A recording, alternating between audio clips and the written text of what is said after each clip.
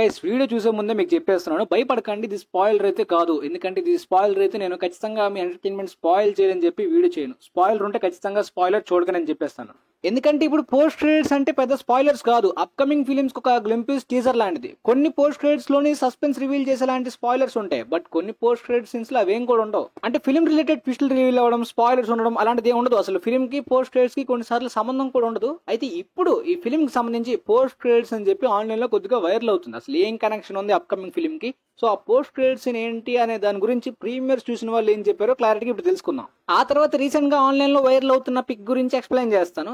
ముందుగా ఈ ఫిల్మ్ కి సంబంధించి పోస్ట్ క్రెడిట్స్ అయితే లేదు గైస్. ఆన్లైన్ లో జరుగుతుందంతా కూడా సినిమా చూసిన వాళ్ళు కాదు, వాళ్ళకి కొద్దిగా రీచ్ రావడం అని చెప్పి అలాంటి ట్వీట్స్ అయితే వేస్తున్నారు. రెడిట్ లోని ట్వీట్స్ లో అయితే మాత్రం సినిమాకి సంబంధించి పోస్ట్ క్రెడిట్స్ అయితే ఎగ్జాక్ట్ గా గాడ్జిల్లా వర్సెస్ కాంగ్ లానే ఉండడం లేదు. ఆ ఫిల్మ్ ఏంటంటే ఒకవేళ ఆ ఫిల్మ్ పోతే నెక్స్ట్ అప్కమింగ్ గా మాన్స్టర్స్ లో ఏ ఫిల్మ్ కూడా ప్లాన్ చేయలేదు కాబట్టి ఆ విధంగా పోస్ట్ క్రెడిట్ సీన్స్ అయితే మాత్రం King of the Monsters or Kong Skull Island లాగా పెట్టలేదు అనుకున్నారు. బట్ ఇది ఆడమ్ విన్గార్డ్ యొక్క ఐడియా అంట. ఆయనే మళ్ళీ దీన్ని కూడా డైరెక్ట్ చేస్తున్నాడు. ఇది కూడా ఆయన ఐడియా కాబట్టి పోస్ట్ క్రెడిట్ సీన్స్ పెట్టకుండానే ప్లాన్ చేసుకున్నాడంట. దాంతోపాటు అప్కమింగ్ గా ఇంకొక ఫిల్మ్ ని కూడా ప్లాన్ చేసుకున్నాడు. ఇది బాక్స్ ఆఫీస్ దగ్గర బాగా హిట్ అయితే. ఇది ఇప్పుడు ప్రీమియర్స్ అప్పుడు కాదు, హాలీవుడ్ బిగ్ హ్యాండిల్స్ అయిన డానియల్ ఆర్పికే లాంటి రిపోర్టర్ ఇప్పుడు కన్ఫర్మ్ చేశారు. ఎగ్జాక్ట్ గా గాడ్జిల్లా వర్సెస్ కాంగ్ లాంటి ఇందులో కూడా ఎలాంటి క్రెడిట్స్ కూడా లేవన్నమాట. యాక్చువల్ గా ఈ పార్ట్ లో ఈ ప్లేస్ లోని సన్ ఆఫ్ కాంగ్ ఫిల్మ్ రావాలి, దాన్ని పక్కన పెట్టేసి ఆడమ్ విన్గార్డ్ కి మరొక ఛాన్స్ ఇచ్చారు. Godzilla and Kong second part లాగా దీన్ని తీశారు. ఇది కానీ హిట్ అయితే మళ్ళీ ఇప్పుడు సన్ ఆఫ్ కాంగ్ తీస్తారని చెప్పలేం, ఎందుకంటే గాడ్జిల్లా అండ్ కాంగ్ మరొక థర్డ్ పార్ట్ తీసే అవకాశం ఉందన్నమాట. ఫిలిం చూసాక మీకు ఎలాంటి డౌట్స్ వచ్చినా ఎండింగ్ మీద క్లారిటీ లేకపోయినా ఖచ్చితంగా ఎండింగ్ ఎక్స్ప్లెనేషన్ అయితే చేస్తాను. ఇప్పుడు మీకు క్రెడిట్స్ మీద కంప్లీట్ క్లారిటీ వచ్చేసింది కదా. ఇప్పుడు ఒక లీక్ అయిన వైరల్ అవుతున్న పిక్ అయితే మాత్రం టీవీ స్పాట్స్ లో కనిపించింది. దాంతో పాటు కేడిఎం కూడా రివీల్ చేశాడు. బట్ అది స్పాయిలర్ అనుకుంటే మీరు ఇక్కడ ఆపేచ్చు వీడియో. అదొక సర్ప్రైజింగ్ సీనే, బట్ టీవీ స్పాట్స్ లోని వీళ్ళే రివీల్ చేశారంటే మరి ఏంటో. బట్ ఆ పిక్ ని యూజ్ చేసుకుని ట్విట్టర్ లో కొంతమంది పోస్ట్ క్రెడిట్ సీన్ ఈ విధంగా మాట్లాడుతున్నారు. బట్ అది పోస్ట్ క్రెడిట్ సీన్ రిలేటెడ్ కాదు, సినిమాలో మెయిన్ సీన్స్ లోనే కంటిన్యూషన్ గా ఉంటుంది. ఆ తర్వాత కాంగ్ సుకోతో కలిసి హలో ఎర్త్ లో ఒక బ్రిడ్జ్ ని దాటుతున్నాడు అనమాట. హలో ఎర్త్ లో మనం చూడని ప్లేసెస్ చాలా చాలా ఉన్నాయన్నమాట. అటువైపు అయితే మాత్రం ఆ కొండ చుట్టూ కూడా కొద్దిగా వైర్స్ వాల్కనో లాగా కనిపిస్తుంది. కానీ మ్యాటర్ అది కాదు, అదొక స్కెల్టన్. ఆ బ్రిడ్జ్ అనేది ఏంటి ఇంత ఉంది. కాంగ్ చూస్తుంటే ఇంత చాలా చాలా చిన్నగా ఉన్నాడు. కాంగ్ దగ్గరే మనుషులు చాలా చాలా చిన్నగా ఉంటారు. కాంగ్ ఎముక అంత సైజులో కూడా లేడు. అంత పెద్ద వెన్నుముక్కనైతే మాత్రం ఒక బ్రిడ్జ్ లో క్రాస్ చేస్తున్నాడు. అసలు ఇది ఏ టైటన్ యొక్క స్కెల్టన్ అయి ఉంటుందని చెప్పి చాలా మంది ఆన్లైన్ లో పిచ్చెక్కిపోతున్నారు. ఎందుకంటే ఆ స్కెల్టన్ యొక్క సైజ్ చూడండి. కాంగ్ ఇంతే ఉన్నాడు. కాంగ్ అనే కాదు, ఇప్పుడు గాడ్జిల్లా కూడా ఆల్మోస్ట్ కాంగ్ కన్నా ఒక కొంత పొడవు ఎక్కువ అనమాట, అంతే. బట్ గాడ్జిల్లాలో ఒక 50 వచ్చినా, షిమో యొక్క 50 వచ్చినా కూడా దీనికి ఈక్వల్ గా బ్యాలెన్స్ చేస్తాయా లేదా అన్నంత పెద్ద జైగాంటిక్ స్కెల్టన్ టైటన్ లా ఉంది అక్కడ.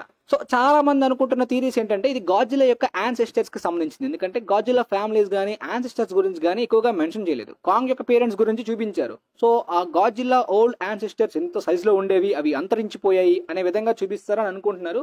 గాడ్జిల్లా యాన్సెస్టర్స్ అంటే అందులోనే షిమోయే, ఎందుకంటే షిమో ఇప్పుడు ఈ యాన్సెస్టర్స్ లోని మెయిన్ పెద్దది ఇదే అని చెప్పి అంటున్నారు థీరీస్ ప్రకారం ఆరిజిన్. సో గాడ్జిల్లా యాన్సెస్టర్స్ అంటే అది ఖచ్చితంగా షిమో యొక్క వారసత్వమే, కానీ ఆ సైజ్ లోనే షిమో కూడా పనికిరాదు. మరికొంతమంది స్కల్ క్రాలర్స్ కూడా అనుకుంటున్నారు. ఎందుకంటే తర్వాత రివీల్ అయిన టీవీ స్పాట్ లో చూసుకుంటే దాని తోక చూడండి చాలా పొడవుగా ఉంది. ఎన్నో వేల అడుగుల వరకు అది లాంగ్ అంత పెద్దగా ఉందన్నమాట. సో దాన్ని ఒక బ్రిడ్జ్ గా అయితే మాత్రం ఇక్కడ పెట్టినట్టు కనిపిస్తుంది. అంటే చచ్చిపోయింది, స్కెల్టన్ బ్రిడ్జ్ లో పెట్టారు. బట్ ఇంత పెద్ద టైటన్ మాన్స్టర్స్ లో ఏముంటుందో, లేదంటే కొత్త టైటన్ చూపిస్తారు. ఎందుకంటే ఇప్పటి వరకు షిమో స్కార్కింగ్ లాంటివి లేవు. ఆ విధంగా కొత్త చూపిస్తారా, లేదంటే గాడ్జిల్లా యాన్సెస్టర్స్ నే పెడతారా, లేదంటే షిమో యాన్సెస్టర్స్ గా పెడతారా? కొంతమంది మేల్ షిమో అంటున్నారు.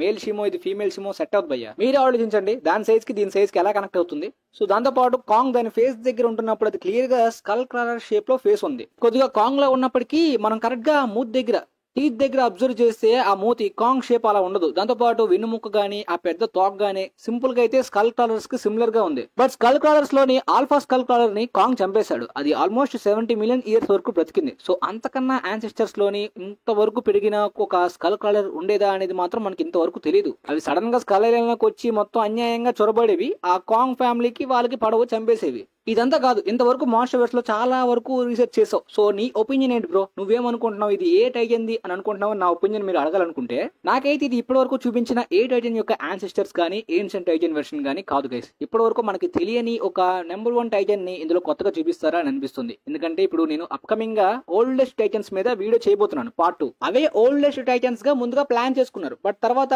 షిమో స్కార్కింగ్ వచ్చినట్టు ఈసారి కూడా కొత్తగా ఆడమ్ విన్గార్డ్ ఇలాంటి, అంటే ఇప్పటి వరకు వీటికన్నా ఇంకా ఓల్డెస్ట్ ఫస్ట్ టైటన్ ఒకటి ఉండేది, సో దానికి సంబంధించి ఒక కొత్త టైటన్ ని చూపించబోతున్నారని నాకు అనిపిస్తుంది. నాకు ఎందుకు అలా అనిపిస్తుందో ఒక సింపుల్ లాజిక్ చెప్తాను గైస్. ఒకవేళ అది స్కల్ క్రషర్స్ యొక్క యాన్సిస్టర్స్ అనుకుందాం, లేదంటే గాడ్జిల్లా యాన్సిస్టర్స్, లేదంటే షిమో యాన్సిస్టర్స్. ఆ లెక్కను చూసుకుంటే కాంగ్ యాన్సిస్టర్స్ ఇవన్నీ కూడా ఒకే సైజ్ లో ఉండాలి కదా. ఇలా వీళ్ళ యాన్సిస్టర్స్ అందరి టైటన్స్ కూడా ఒకే సైజ్ లోని ఒకే ఏజ్ వరకు అంతవరకు పెరిగేవి అని పెడితే బాగోదు. ఒక్క టైటన్ కి అలాంటి ఎలివేషన్ ఇస్తే ఎంత సైజులో ఉండేది అని అలా పెడితేనే బాగుంటుంది. సో ఆ ఒక్క టైటన్ ఖచ్చితంగా మనం ఎప్పటి వరకు చూడండి వినంది అయి ఉంటుంది. సో మరి అదేంటో ఫిల్మ్ చూసిన తర్వాత ఆ డౌట్ కూడా ఒకవేళ ఏమైనా చిన్నగా హింట్స్ ఇస్తే ఖచ్చితంగా ఎక్స్ప్లెనేషన్ పెడతా. మీకైతే దీని మీద క్లారిటీ వచ్చిందని అనుకుంటున్నాను. కొంతవరకు ట్రై చేశా.